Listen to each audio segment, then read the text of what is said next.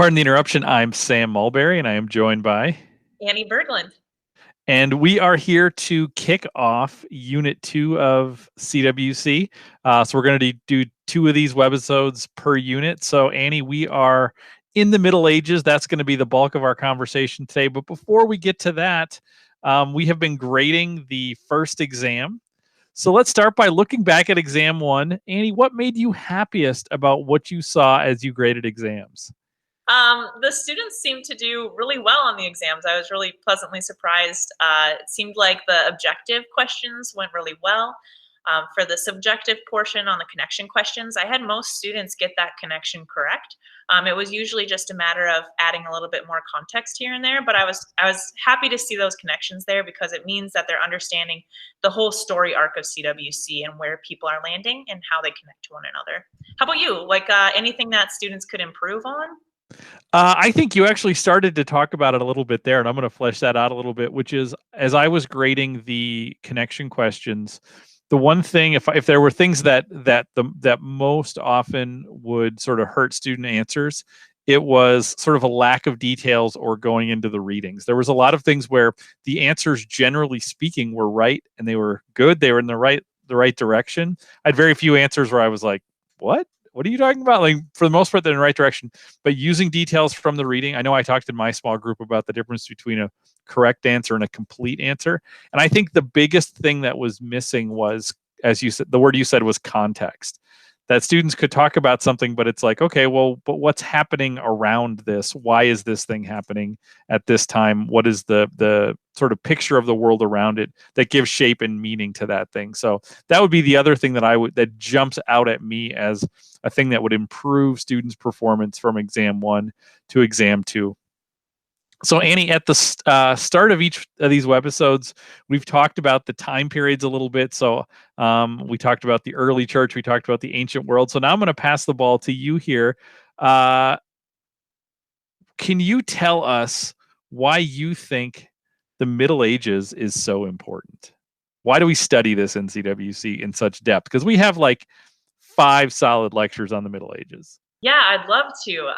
Certainly, Unit 2 is mostly just the Middle Ages, and there's a reason for that. So, I was watching a previous webisode with Dr. Gertz when he was asked the same question about the early church.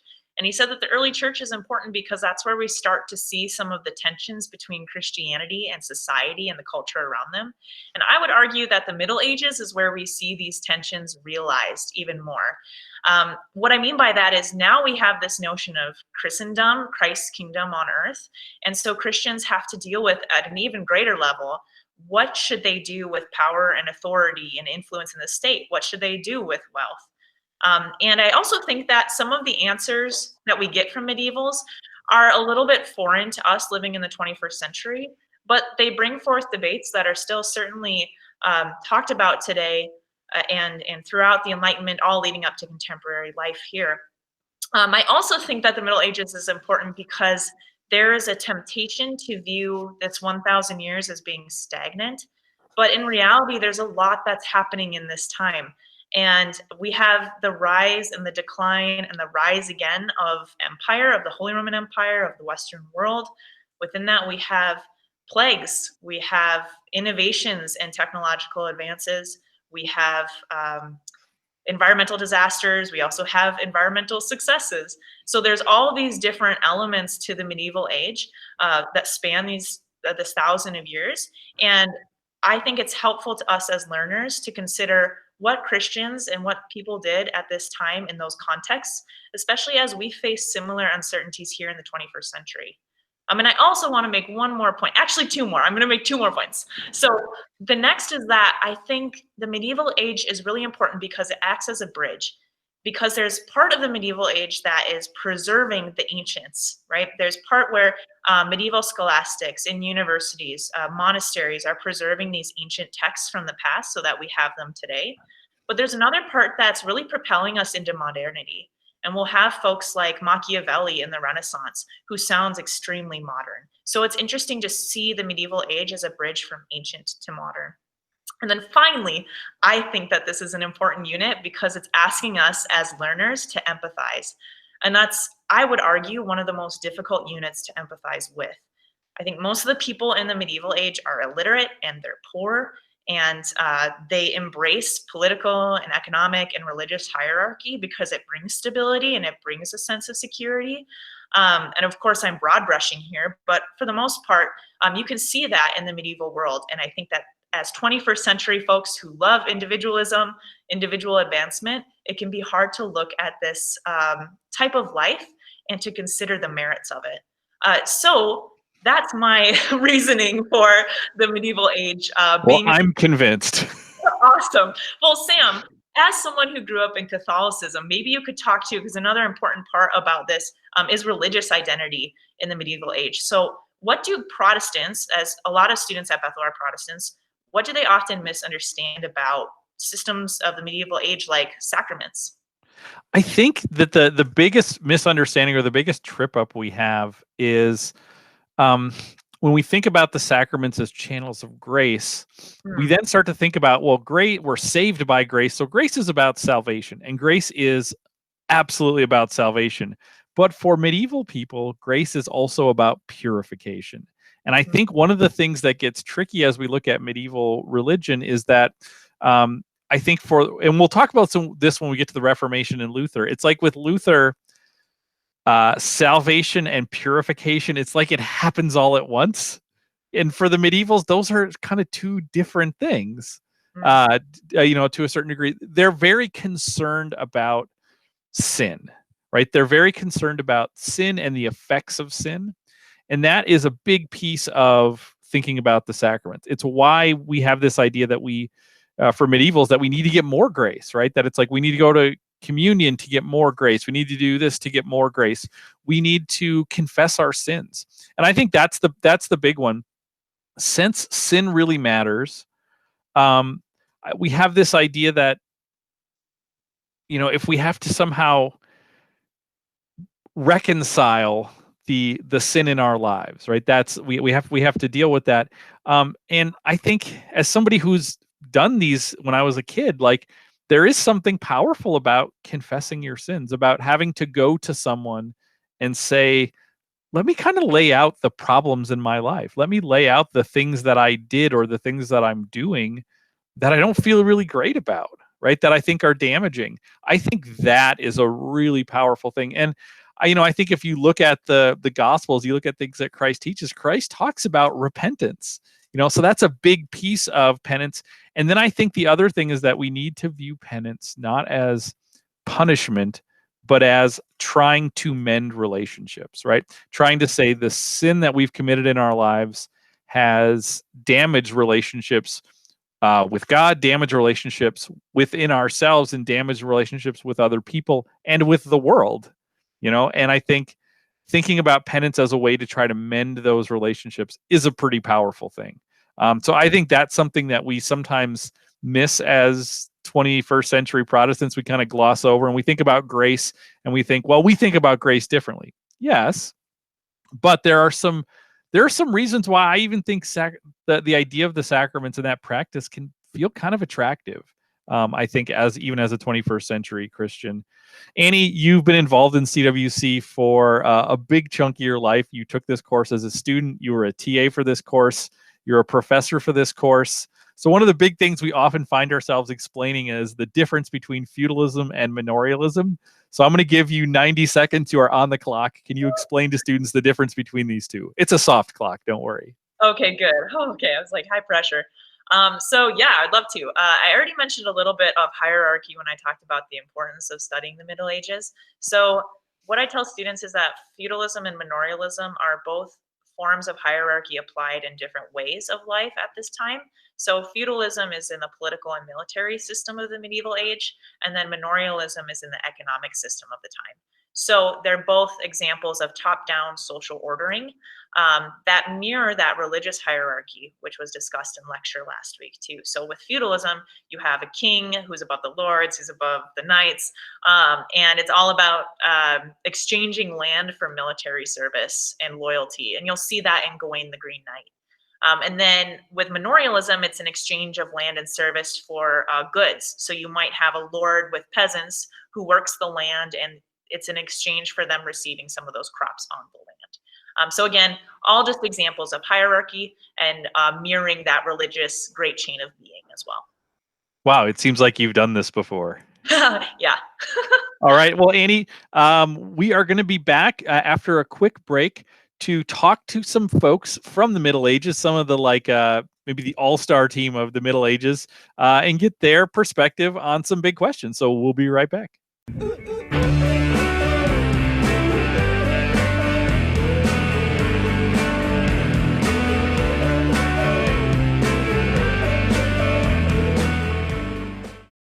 Welcome back from the break. We are here for our segment Heads on Sticks, and it's where we're going to be talking with people from Unit 2 just about life and everything around it. So we're going to start out with a man you know, Augustine. Augustine, looking good there. Are you Why, thank you. I'm curious if you could tell me, are you the last ancient or are you the first medieval?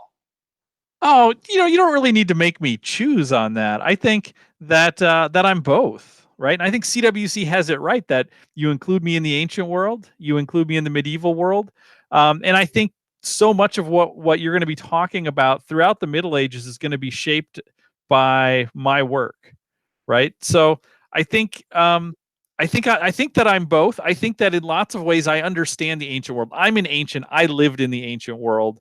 The Roman Empire was home to me, so it's impossible to say that I'm not an ancient. But at the same time, I think that I so profoundly shaped the theology of the medieval world, the worldview of the medieval world, that to not think of me as a medieval is to shortchange my influence. Nice. Thanks, Augustine. Wow. Beautiful answer. Can tell why people look up to you. All right. Next up, we have a little man by the name of Saint Benedict. I'm wondering, as somebody who went to Bethel, what advice would you give Bethel students, Saint Benedict, about living in community? Well, I would say that the first piece of advice is to be intentional about it, right? Living in community doesn't just mean that we live in proximity. I think as you 21st century Americans often live in proximity to each other means, I mean, you have neighbors, you live near people, but to really make it a community, we need to be intentional about sort of who we are, how we relate to each other, what we share. So I think part of it is being intentional. I think another part of it is that rules matter, right? The rules help shape and guide the community. I mean, the most famous thing that I wrote is the rule of me, right? The rule of Saint Benedict. And those rules are there not to be harsh or to be strict, but to guide how we're going to interact with each other, to set expectations for each other about what it means to be part of this community. Then the last thing I would say is we have to remember that this intentional religious community we're building is also a community that's supposed to foster growth in one another. So I think we need, although we have rules and we're intentional, we also need to have grace with one another. Grace with one another when we find ourselves in conflict, grace with one another when we find ourselves struggling to live up to the expectations of that community. Awesome. Benedict, I feel like you would like the covenant for life together then. Okay, let's go to our next guest here, Hildegard. Ooh, loving the style, Hildegard. Looking good, girl. Um, we are skeptical moderns. I was wondering, Hildegard, why should we believe that heaven opened up and this fiery light with exceeding brilliance permeated your whole brain? Like, why should we believe that? Well, Annie, I want to start by saying that you don't have to believe me, right? That's why it's called faith, right? I can only tell you what I experienced, right? And those experiences transformed me. So partially what I want to say is look at who I am, look at the life that I led. That shaped me a great deal. And part of what you need to understand as, you are a self-proclaimed skeptical modern is that your view of the world is shaped so much by this sense that you think you can explain the world. You think you can use your reason to sort of figure out everything that happens and make sense out of everything that happens. And I think in doing that, you've maybe closed the door to the possibilities that there can be things that are, trans-rational, things that go beyond reason, truths that go beyond the confines of your mind. Because that's what happened to me when I had these visions. It wasn't like, and I write about this. It wasn't that I now sort of rationally understood the scriptures, but it was a kind of certainty that opened up in me that made sense out of all of this without it needing to be this rational thing. So I think, one of the things that you moderns can learn from us medievals is, maybe to let go of that sort of obsession you have with rationality and reason and science, and be open to the fact that there's maybe something that transcends that. All right. I'm convinced. Okay. Finally, we have one more person who we have not met yet, but we will meet after fall break. It's incredibly important. I'm excited to talk to you. So, Thomas Aquinas, could you give us a little preview on who you are and why you might be the most important medieval Christian that we're going to study in this class? Well, Annie, you put me in a tough spot because I'm a monk. I'm a Dominican monk. I'm not here to toot my own horn. I'm not here to make this about me. Come Um, on. but I'll tell you what people say. I tell you what folks are saying about me. All right, I'll read you some of my press clippings here. People say that my work really is the apex of medieval synthesis, of the medieval mind. And what that means, what synthesis is, right? Synthesis is bringing things together. So what the medieval synthesis is we were really on a project to try to think about all human knowledge, all human understanding, all truth that we know, understanding how that fits together. And not just how it fits together, but how does it fit together under God?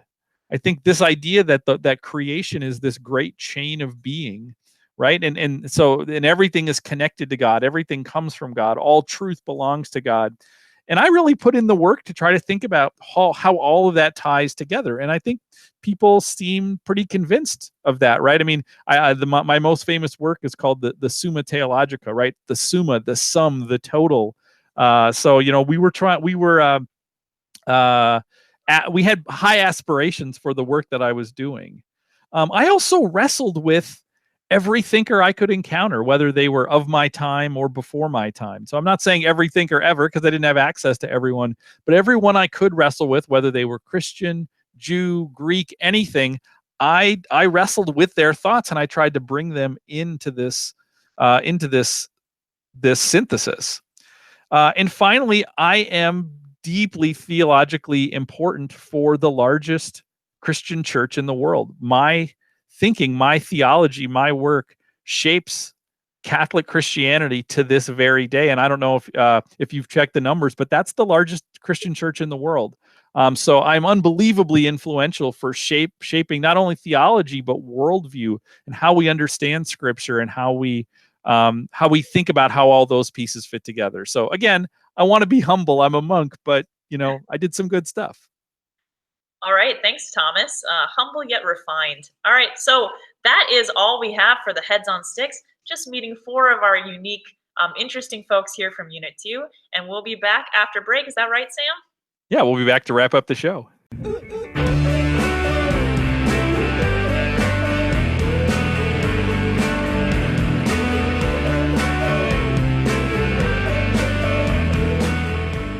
All right, and we're back with Happy Time.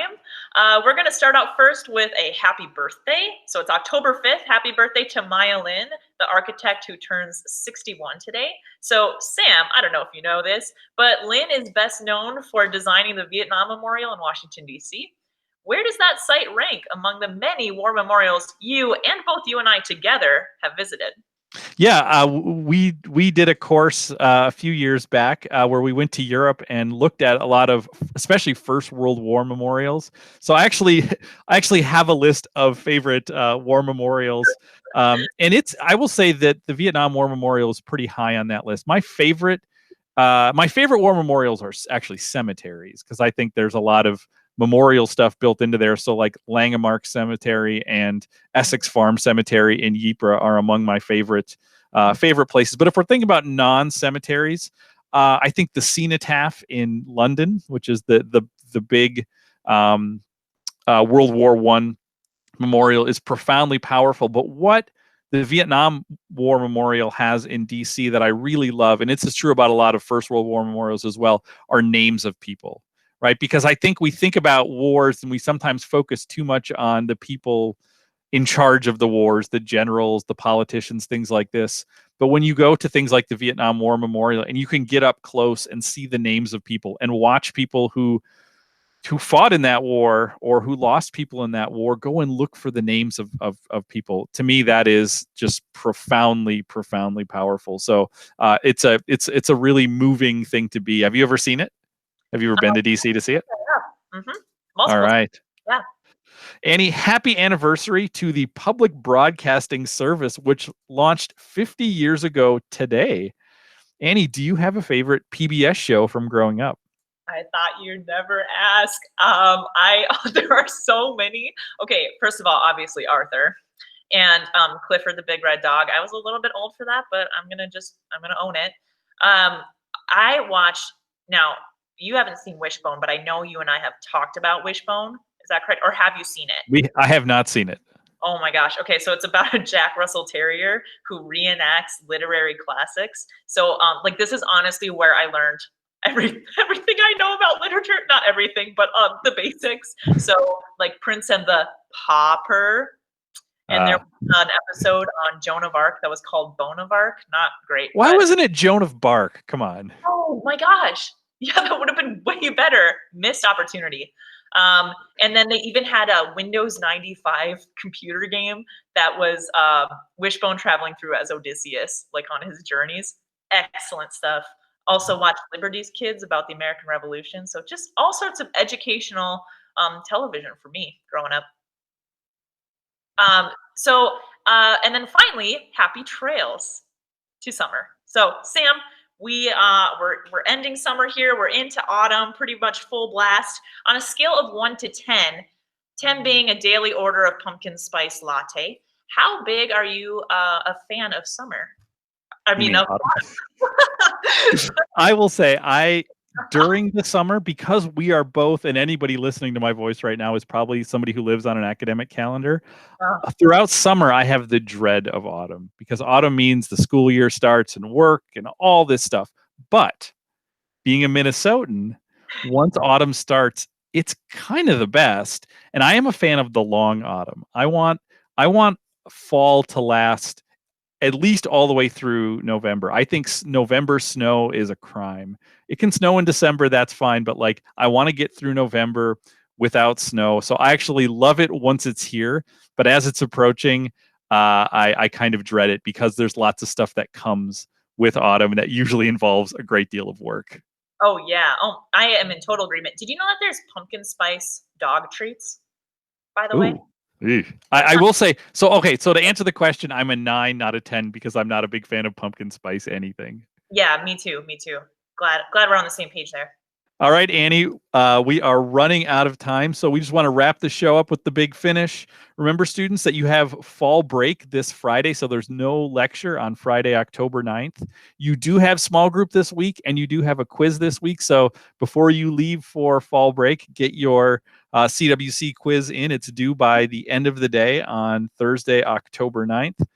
And then after fall break, we'll wrap up the Middle Ages by looking at medieval philosophy and the late Middle Ages, and then we'll move into the Renaissance and Reformation. So lots of good stuff as we rapidly approach the midway point and fly into exam 2 coming in just a few weeks. Annie, anything that students can listen to or take in during fall break? Any podcasts that you and I host? Great question. I don't know if all these students know that we have the 3900 channel 3900, our podcast network, that Sam here is the mastermind behind. And one of our podcasts is where Sam and I watch Avatar: The Last Airbender, available on Netflix, a children's cartoon, but it's fantastic. So yes. We do a deep dive every week. We do a deep dive on 2 episodes. So coming up this Saturday is going to be season 1, episodes 9 and 10. So if you grew up on Avatar: The Last Airbender, we have a podcast for you. If you want to hear Annie Berglund and I spend way too much time breaking down Avatar: The Last Airbender, you should give it a listen. All right, students, thanks for joining us on this webisode. Enjoy fall break, and we will see you on the other end of the week. Bye.